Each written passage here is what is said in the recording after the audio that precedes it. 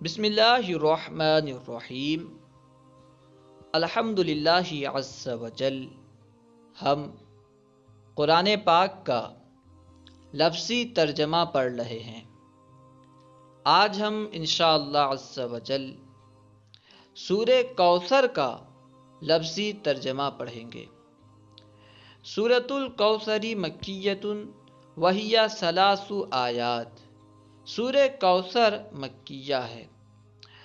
سورہ کوثر کو سورہ کوثر اس لیے کہتے ہیں کیونکہ اس کی پہلی آیت میں لفظ کوثر استعمال ہوا ہے، اس لیے اس سورت کا نام سورہ کوثر رکھا گیا۔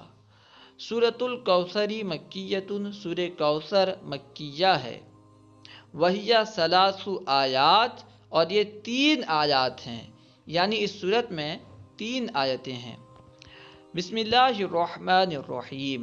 با یعنی سے، اسم یعنی نام، اللہ یہ اللہ سبحانہ و تعالی کا ذاتی نام ہے، الرحمن یعنی نہایت مہربان، الرحیم رحمت والا۔ بسم اللہ الرحمن الرحیم، اللہ کے نام سے شروع جو نہایت مہربان رحمت والا ہے۔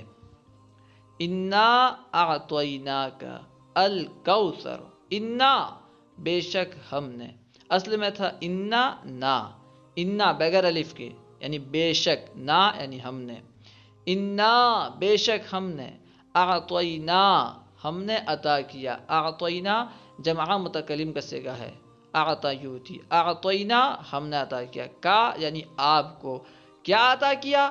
الکوثر، بے شک ہم نے آپ کو کوثر عطا کیا۔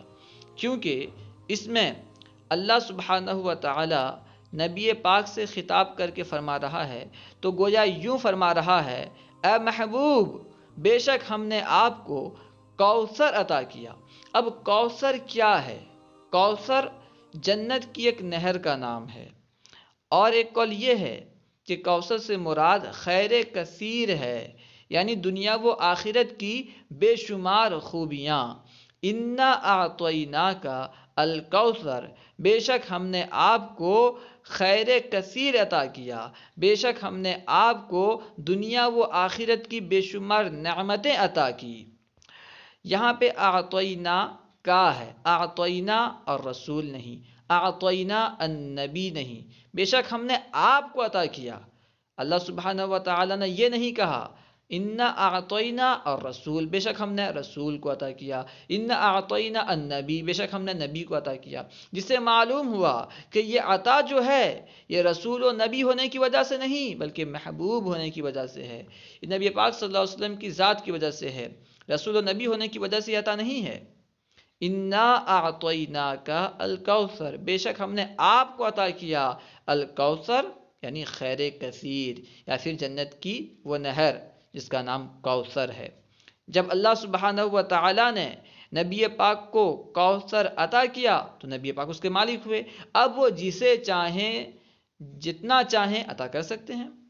جب اللہ سبحانہ و تعالی نے نبی پاک کو خیر کثیر عطا کر دیا، دنیا و آخرت کی بے شمار نعمتیں عطا کی، تو نبی پاک تمام نعمتوں کے مالک ہوئے، اب وہ جسے جو نعمت چاہیں گے عطا کریں گے۔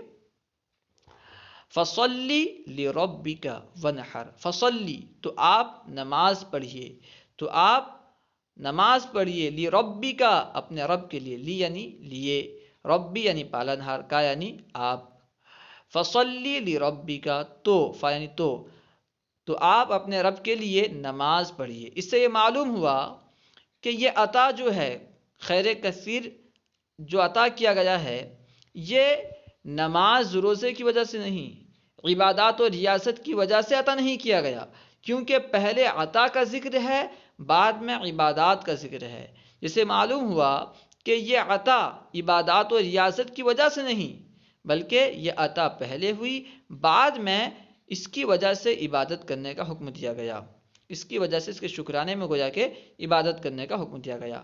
فصلی لربک ونحر، فصلی تو تم اپنے رب کے لیے نماز پڑھو، ونحر اور قربانی کرو۔ انا اعطیناک الکوثر، اے محبوب بے شک ہم نے آپ کو کوثر عطا کیا، خیر کثیر عطا کیا۔ فصلی لربک ونحر، تو تم اپنے رب کے لیے نماز پڑھو اور قربانی کرو، ونحر اور قربانی کرو۔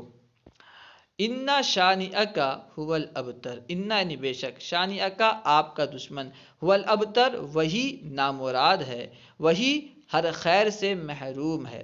دراصل اس صورت کی شان نزول کے تعلق سے علماء بیان کرتے ہیں، جب نبی پاک صلی اللہ علیہ وسلم کے صحابزادے حضرت قاسم کا انتقال ہوا تو کفار نے کہا کہ یہ ابتر ہیں، کفار نے نبی پاک کو ابتر کہا۔ ابتر یعنی ایسا شخص جس کا نسل ختم ہو جائے، یعنی گویا کہ نبی پاک کا نسل ختم ہو گیا، اب وہ ان کا کوئی بیٹا نہیں رہا تو ان کا ذکر بھی دنیا سے ختم ہو جائے گا، نعوذ باللہ۔ تو اللہ سبحانہ و تعالیٰ نے نبی پاک کے دشمن کو ابتر کہا، یعنی یہ نامراد ہے، یہ ہر خیر سے محروم ہے، جو بھی آپ کا دشمن ہے وہی ہر خیر سے محروم ہے۔ انا شانیہ کا، بے شک آپ کا دشمن، هو الابتر وہی ہر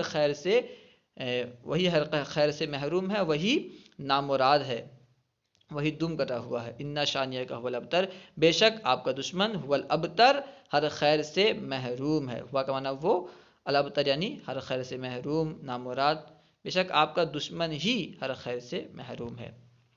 امید ہے کہ پوری بات سمجھ میں آ گئی ہوگی۔ اگر کوئی بات سمجھ میں نہ آئی ہو یا درسیات کے متعلق کوئی سوال کرنا چاہتے ہوں تو کمنٹ باکس میں سوال کریں، انشاءاللہ عز و جل ممکنہ صورت میں جواب دیا جائے گا۔ علم دین عام کرنے کے لیے ہمارا ساتھ دیں، ان ویڈیوز کو خوب عام کریں۔ السلام علیکم ورحمۃ اللہ وبرکاتہ۔